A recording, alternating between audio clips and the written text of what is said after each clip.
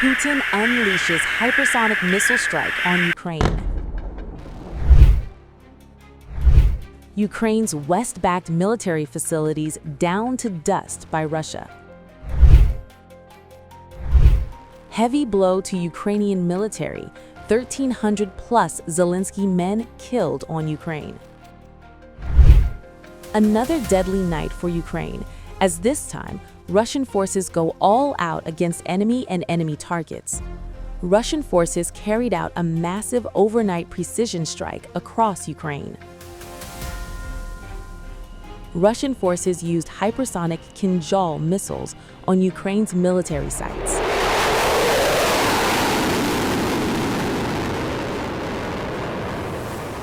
According to Russia's defense ministry, the attack was launched in direct response to what Moscow calls Ukrainian strikes on civilian facilities inside Russian territory.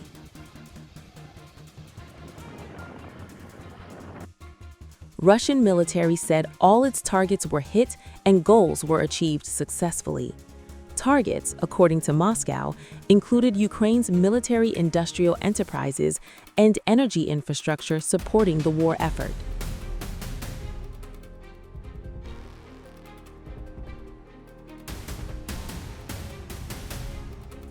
Russia is also reporting major Ukrainian battlefield losses over the past 24 hours. The Defense Ministry claims 1,355 Ukrainian troops were killed or wounded along the entire line of contact. Let's break it down unit-wise. According to Moscow, Battle Group North killed around 200 troops and destroyed one armored vehicle. Battle Group West killed over 220 troops and destroyed 2 tanks, 3 armored vehicles. Battle Group South killed about 190 troops and destroyed 1 armored vehicle. Battle Group Center, meanwhile, killed over 480 troops and obliterated 3 tanks, 4 armored vehicles. Battle Group East, too, killed roughly 230 troops and destroyed 4 armored vehicles. Battle Group Donetsk claimed to have killed about 35 troops and destroyed 4 depots.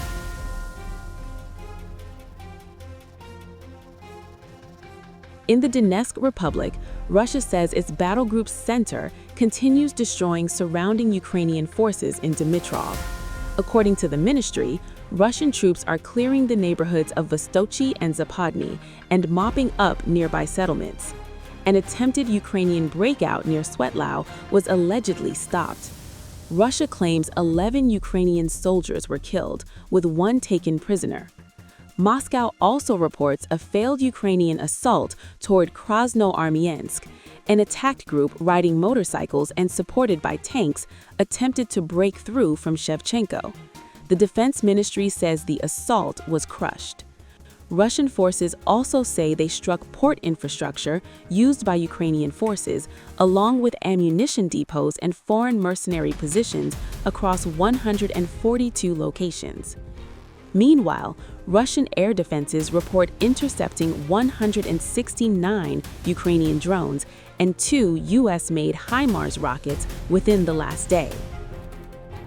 Since the start of special military operation, Russia's defense ministry claims it has destroyed 669 combat aircraft, 283 helicopters, over 102,000 drones, more than 26,500 tanks and armored vehicles, 1,630 multiple rocket launchers, and nearly 32,000 artillery systems. However, these figures cannot be independently verified. As the conflict grinds on, Russia signals no slowdown. Hypersonic missiles, relentless drone warfare, and claims of mounting losses. The battlefield narrative sharply contested. Moscow calls Kinzhal strikes in response to Ukraine's attack on civilian facilities inside Russian territory. Ukraine rocked as Russia hits deeper. Blackout blasts rip across Ukraine. Russia turns up heat, Sumy in crosshairs. A series of powerful explosions rocked multiple regions across southern Ukraine overnight. Local media report strikes in the port city of Odessa triggering widespread power and water outages. Explosions were also reported in Podilsk in Odessa Oblast, with damage to energy and industrial facilities. Blasts were recorded across Mykolaiv, Kirovograd, and Dnipropetrovsk regions as well. Parts of Mykolaiv Oblast were left without electricity, while power was also lost in Ukrainian-controlled areas of Kherson Oblast. In Kryvyi Rih, authorities say all critical infrastructure facilities were shut down following the strikes.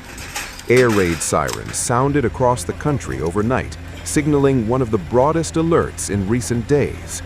Russia says the strikes were carried out in response to Ukrainian attacks on civilian targets. Moscow claims it is targeting military personnel, equipment, mercenaries, and infrastructure linked to Ukraine's defense and energy sectors. The Kremlin maintains that Russian forces do not strike residential buildings or social institutions. As aerial attacks intensify, Russia's military push on the ground is also accelerating, with Moscow setting its sights on new territorial gains. After capturing key strongholds, including Pokrovsk and Seversk, Russian forces are now advancing deeper toward Ukraine's northeast, placing Sumy firmly in the crosshairs. In the latest escalation, Russia's defense ministry claims its troops destroyed 3 Ukrainian combat groups near Andreevka in the Sumy region. According to Russian state media, RIA Novosti, the units belonged to Ukraine's 158th Mechanized Brigade. The report says Ukrainian forces attempted 3 counterattacks to halt the Russian advance and failed each time. These claims could not be independently verified.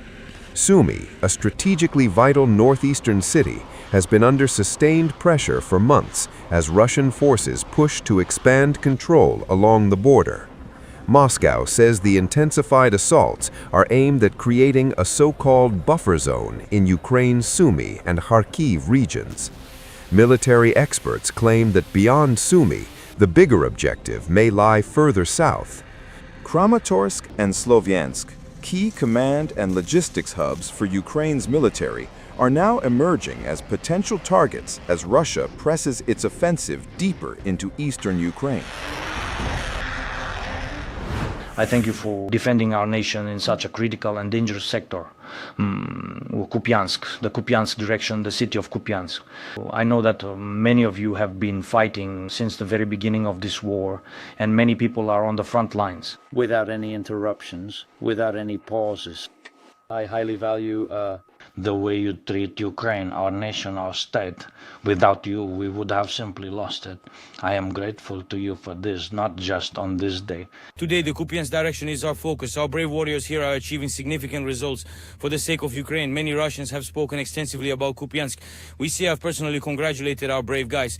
My thanks to every unit, to all who are fighting here, to everyone destroying the occupier. Today, it's extremely important to achieve results on the front, so Ukraine can achieve results in diplomacy. That's exactly how it works. All our strong positions within the country, strong positions in talks about ending the war. Thank you to every soldier. I am proud of you. Thank you to all our ground forces. Today is exclusively your day. Thanks. Glory to Ukraine. On the other hand, North Korea has staged a high-profile ceremony for soldiers returning from fighting in Russia. State media video shows North Korean leader Kim Jong-un greeting and embracing the troops, as well as laying a white flower in front of 9 soldiers who were killed in combat. According to official reports, 9 North Korean troops died during the deployment. Earlier, North Korean leader Kim Jong-un said the troops had been deployed to Russia's Kursk region to assist Russian forces. Meanwhile, in a separate development, Russian authorities have leveled a fresh accusation against Ukraine, alleging it is waging a toxic war. Russia's chief of the Radiological, Chemical, and Biological Defense Forces, Alexei Ortischev, claimed his agency has documented more than 600 instances in which Ukrainian troops allegedly used chemical agents.